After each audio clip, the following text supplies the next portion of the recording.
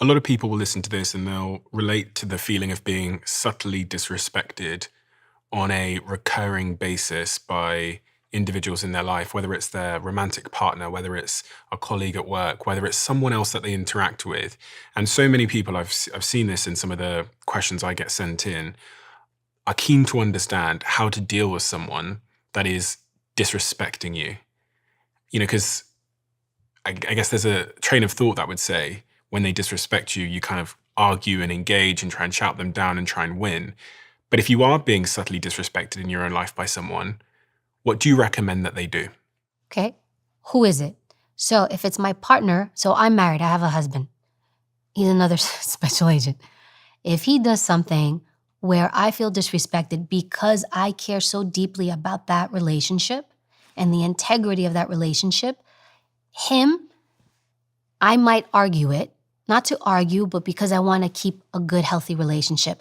Now, don't get me wrong, being in a relationship, you also let a lot of things go, right? Mm-hmm. So it's again, what am I willing to let go? I don't want to say silly, but what's like really not important? And where, what's like, hey, I want to address this with you, and this is why. So for me, that takes hierarchy. Who your partner is, when we talked about that before, bar none, that is really such a crux of how well you're gonna do in life. They're either gonna raise you up or they're gonna sink you down. So that matters. I will do my best not to be belligerent when I'm having that discussion, right? Now, everybody else falls to the side for me because I understand the value of being with a person and you're with that person 90% of the time, and that's an investment in that relationship. But aside from everybody else, mostly everybody else, I can let it go. I always look at, are you worth my time and energy? I'm busy. So do I need to stop and do I need to address you?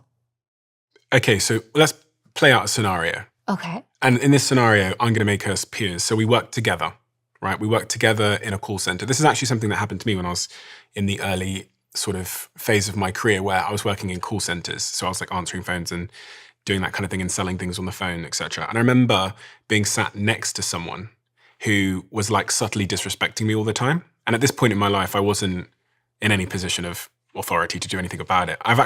It's funny because that one instance has completely shaped my leadership perspective and my real deep belief that I have a responsibility as the founder of the company or CEO to go in search of and clamp out all disrespect in an organization that is happening beneath me, because you're often powerless at work to do anything about it. And I felt that I couldn't stop this lady that sat next to me disrespecting me because I wasn't her boss.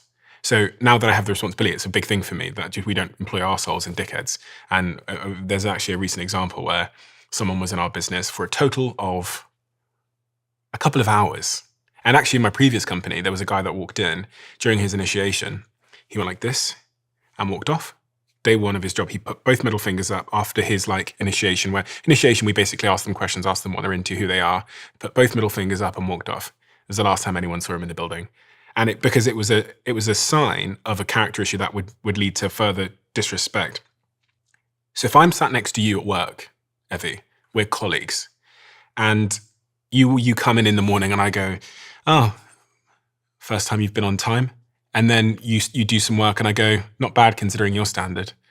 And then you're in a meeting and you're talking and I just interrupt you and you submit a piece of work and I look at it and I turn my nose up and you hear me talking shit about you behind your back when people aren't there, me criticizing your work and how you are and your delivery. How are you going to deal with that situation? So I would deal with a specific situation, not the whole thing. I would pick a moment where I have tangible facts and I would say, can I speak to you for a moment? Okay, so we're in a group. We're all on the calls in my call center. I'm not going to do it in front of other people. Okay, fine. So this is what happens. This is not actually what happened in my life. Did you do this? No. In fact, I didn't do anything. I just wanted the money. I was trying to just survive. Couldn't feed myself. So I wasn't going to open my mouth.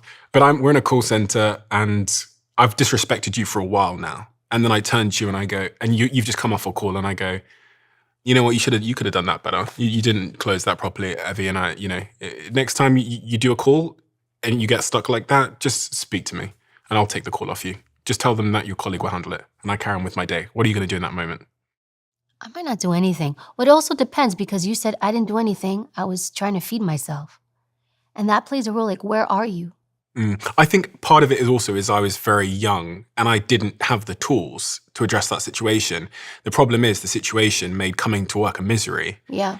And this version of myself, irrespective of my financial situation, would have, and even today, because even today, okay, I have money, I have security, but I'm still playing at a certain level where there's disrespect potential. I actually have a really good example that I could never share as someone that I work with who's extremely successful. And we work on a particular project together. And I found out that this was happening. And they were basically threatened by me because, for a variety of reasons, this is what I was told by an intermediary. And I chose a moment when I heard that they had just disrespected me within a short period of time. And I walked in front of a group of people. And I said to them, I heard what you did out there in the hallway when I wasn't there. And in the future, if you want to say something to me, I'd really appreciate it. You said it to my face instead of behind my back. And it's crazy what happened. It's crazy what happened. This really big, tough, powerful individual turned into a toddler in front of my eyes. Oh, what? No, I didn't say. And I left the room. And then it never happened again. But I think that that's okay too. But you also came to that place. It's like, I think each person has to choose. And if you choose to do it, you can do it. Now, the fact that you did it in front of people, but what you did that was smart is you were able to speak, as upset as you were able to speak and articulate yourself clearly. Yeah. And it had just happened. And you were able to say what just specifically happened here. That's the difference, because sometimes it's like, I feel like you treat me this way, or I think you did this, or it seems like that. Those are very ambiguous. So if you're going to confront someone like you did it the smart way because you picked a specific moment. You said specifically, out in the hallway, you just did this. You said X, Y, and Z. If you want to say something to me, always feel free to come say it to me. That's why I also think it worked. And you're also in a place where you feel like you can do that. I think that that's okay too. But you also took a risk and you're like, uncertainty, like, I'll burn this down. Yeah, because on that project, I'm not the one that's got the power. I can still be fired from that particular project. But you chose. You're like, let it burn. Yeah, because I don't want to be anywhere where I'm miserable. Exactly. You made a choice. You're like, let it burn. So you at some point understood, like, there's a consequence here. And it's interesting because bullies, they flex. They're not very powerful. We're like swapping stories here. I had one scenario where I inherit a case. John's gone. He went to the president's detail. You are now taking John's case. Okay, so there were some things that were incomplete in John's case with regard to evidence. It was admin stuff. The admin paperwork for evidence hadn't been filled out yet. I got the case. I pushed it to the side. I worked on it. I would update it, but I hadn't done the admin thing with it. Fast forward, I'm leaving because I just got bumped to a different position. And so the new agent that got it, I'm like, hey, here's the case. I said, there's one thing that I didn't get to do. It's the admin thing for the evidence. I'm like, I can help you go through it, blah, blah, blah, blah. Well, the group leader I had at the time, which was a peer, in front of the whole group, one day he's like, hey, you didn't do this admin, you didn't file the evidence for whatever, blah, blah, blah, blah. And he's doing this in front of everybody. You need to take care of that, and that's on you. And I don't care that you inherited the case, and blah, blah, blah, blah, blah. So I'm watching this happen, and I assure you, all I wanted to do was like reach over and lunge him by the neck. But I didn't. I left. I was pissed. I let it ride, my anger ride. And later that day, I went and I found him after I calmed down. And his name was Jeff. I'm like, hey, Jeff, come here. Let me talk to you. And I took him into the stairwell because we had these secure stairwells. And I said, listen, earlier on you brought up this case. You're 100% right. I didn't finish the admin paperwork for the evidence. I will take care of it and I will help the new agent do it. I said, however, I was like, if you ever want to address me, because he was very insulting when he did it in front of the whole group to flex. I said, if you ever want to address me, don't ever do it like that again. I go, because I'm addressing you and I'm actually giving you more respect than you showed me in there before by pulling you into this stairwell. I said, so if you want to address me, feel free to pull me to the side and speak to me. But what you did out there, there's no need. we're peers. And that's it. You may be the group leader, but there's no need to talk to me like that. I go, have the decency to address me the way and with the courtesy that I'm giving you, because I could have easily tore your head off in there. And he was a peer. He was a peer/group leader. So we were the same, but he happened to be a group leader, Okay. which meant he oversaw me. I said, so next time, there's not going to be a next time. It was immediately, I'm sorry, you're right, I'm sorry. Now for that scenario, I wanted to have long-term good relationships because this person was in my squad. And so that's why I handle it like that. Never happened again. So I guess there's different ways to do it. With Jeff, I preserved his dignity because if I would have shot back, he would have shot back at me, I would have shot back at him. And there's a point too where I'm like, I don't want to look like I don't want to sit and fight and look stupid. I want to be in control of how I manage an environment, and me yelling back or confronting someone sometimes may not be it, especially if I think I can't keep myself composed. And in that moment, there was no way I was going to be composed. I think you're right. Now I reflect on the incident that I described to you. I don't actually think I was that composed. I didn't shout. I was very articulate, looked to them in the eyes without breaking eye contact. But actually, if I was really composed, I would have done what you did, which is I would have said, please, can I have a private chat with you? And I actually think it would have been more effective and would have shown more of my sort of fortitude to have that conversation privately. The other thing that you said, which I thought was so important in the context of what we're saying, is you do have to point at a specific incident because these individuals, they are masters of gaslighting you. So if you don't have specifics, that just happened in that location and it made me feel like this and you said this. If you let it ride and you come to them with vibes, they will so easily twist it. What are you talking about? What are you talking I don't know about? what you mean. No, that's not what I meant. That's why you have to come with very specific stuff. But even if you said you were pissed when you did it, if you were still able to articulate yourself, you were. I think it's okay to own it. Listen, I'm not saying I've always flown up top. There's times where I'm like, I shouldn't have done that or said it. But I also run hot and I know myself. And so I have to police myself. And then there's times we learn our lesson. It's just, I think whatever you do, just own it. Whether if it was the wrong thing to do, just say, I won't do that next time. But I feel like you were okay. You said something a second ago about bullies, right? And there's this fascinating thing I've come to learn about bullies and people that are like this type of disrespect, is they're actually going in search of the weakest link. And the incredible thing that happened in the scenario that I'm describing is once this individual realized that I would literally call it out and I was off the table, they never treated me like that again, but they moved on. They moved on to someone else that I work with. And that person, as we sit here today, is thinking of leaving that environment because of the same person who was making the little slight comments about me is now doing it about them. And I say to this person, I say, why don't you just do what I did? Why? Because she saw me confront. I say to her, why don't you go just do what I did? And she just says, I don't want conflict. So what is she doing actually? She's becoming? Suppressing herself. Yes. Yeah, and she's going to leave something that she loves doing purely, she called me the other day, purely because this person's making her feel a certain way. I think that's okay too, though. It reminds me of that narcotics story. It's she says, I just don't want to be here anymore. Yeah. But at the same time, too, if she keeps going, when you go small, they go higher. It's, speaking of bullies, I'm going to bring it back to crime. When I started interviewing suspects, right, you watch TV shows and in your head you think these predators, right, are these really intimidating, scary predators, the way they behave, and you think I'm going to get these savages in the room. Nope. And you know what's interesting? When you look at the populations of people being victimized the most, first it's children, then it's women, and then it's elderly. Why? Because they're the easiest to victimize. So when you look at predators, they pick easy prey or what they perceive as easy prey. They don't want fair fights. I would sit across people in the room who did really horrific crimes against kids, and you would look at them and you're like, you? I could eat you for lunch. A lot of times too, we build up people in our heads and we think they're these high apex individuals. They're not. They prey on people weaker than themselves. And why? It makes them feel stronger and better and more powerful. Why do you need to do that? Because you feel weak.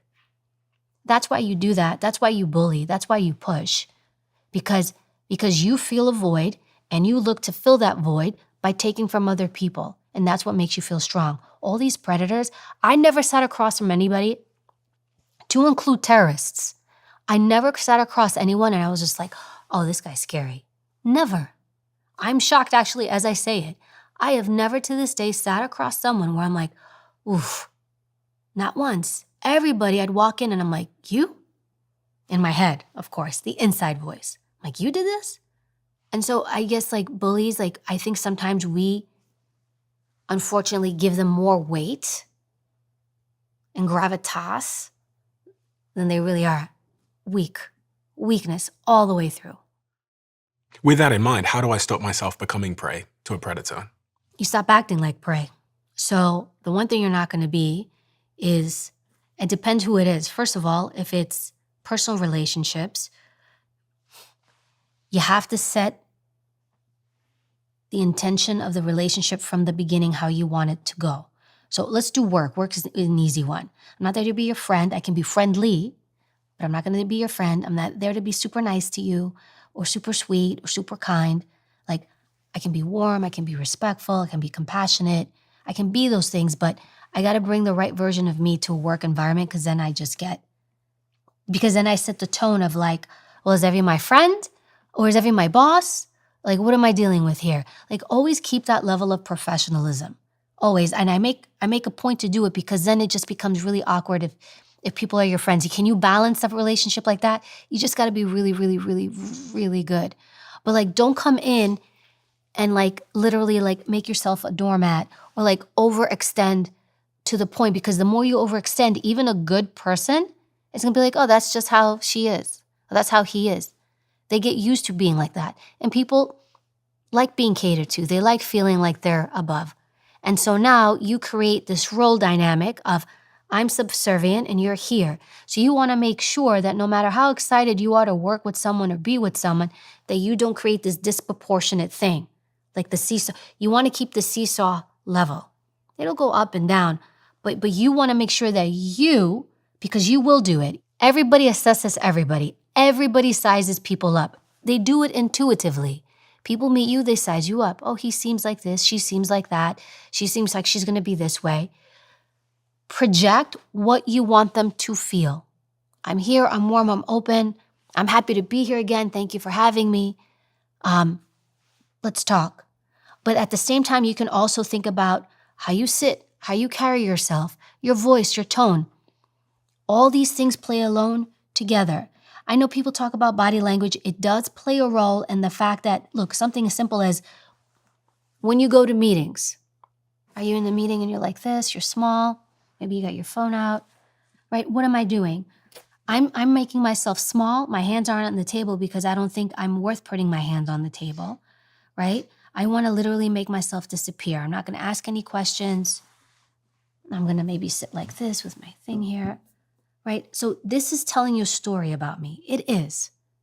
So it's a really subtle way to be like, why don't I sit with purpose? I'm going to sit like this. I'm going to have my arms out. I'm going to have my shoulders back.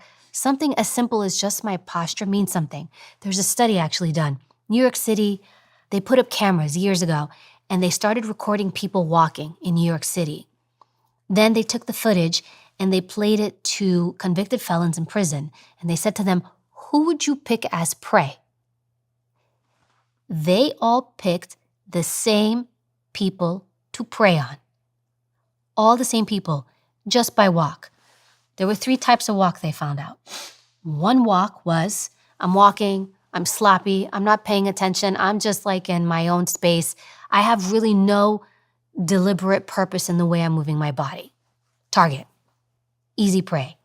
Other easy prey, my walk is small, I'm more timid, I'm kind of like not comfortable, I'm like paying attention. Easy prey. Those 2, bar none, were picked. You know who they didn't pick? The walk wasn't too sloppy big, it wasn't too small, it was right in the middle, and it's deliberate. I'm in control of my body, I'm looking around, I'm present, I own my space. That person I want nothing to do with. Those group of people were not picked to be targets. So we exude vibes, energy, all that stuff. But even this tool that we don't pay attention to, our body, think about how you use it to portray yourself when you're out there. Am I commanding myself or am I just not paying attention at all? So even subtle things like that, your voice, it's called paralinguistics, and I wrote about it a lot in Becoming Bulletproof. Your voice. Do I talk like this? Hi, I'm Evie. So nice to meet you. I'm so glad to be here. Hi, guys. Love it. Right? What kind of guest am I going to be? Right? But when I find my true voice and I own it, I slow down my speech. I bring down my tone and pitch to my true voice, to at least the most powerful voice, and I'm grounded. And I take my time. And I'm also, when I speak and I take my time, I'm letting you know I deserve to be here. What I'm saying deserves to be heard. And I deserve to take time for you to listen to me, as opposed to when I speak really, really fast because, hey guys, look really quick. I don't want to take up anybody's time anymore. I know you're all busy. What did I just tell everybody? Don't listen to me. What I'm about to say isn't really relevant. And you're more important. And what I'm about to say really isn't. I just killed it. How many times do people finish meetings like that? Why are you saying that? You just told them, don't listen to me. These are subtle things that if we just pay attention to, you don't have to do a lot.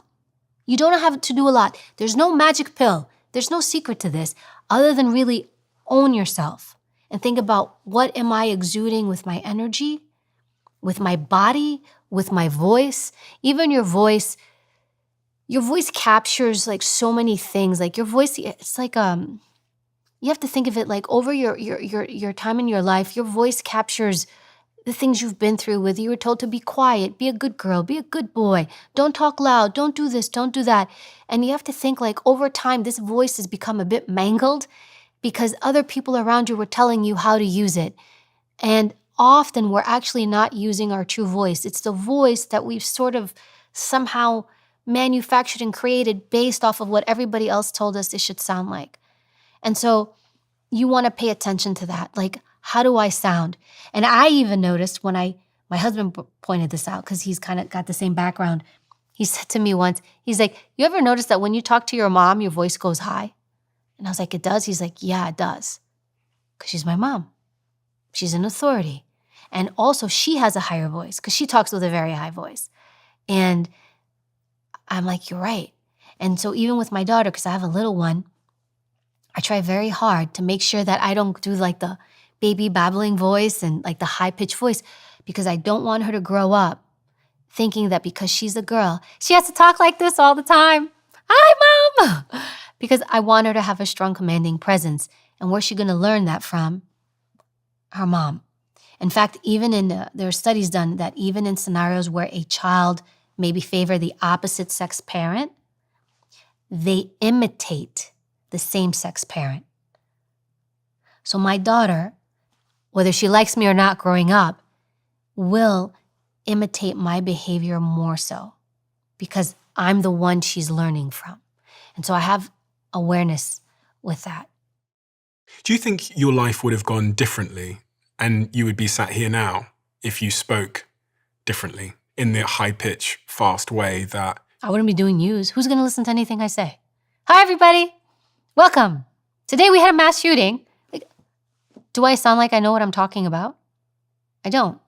Even if what I'm saying is correct, it's, do I believe in the words that I'm saying? Do I own the words I'm saying?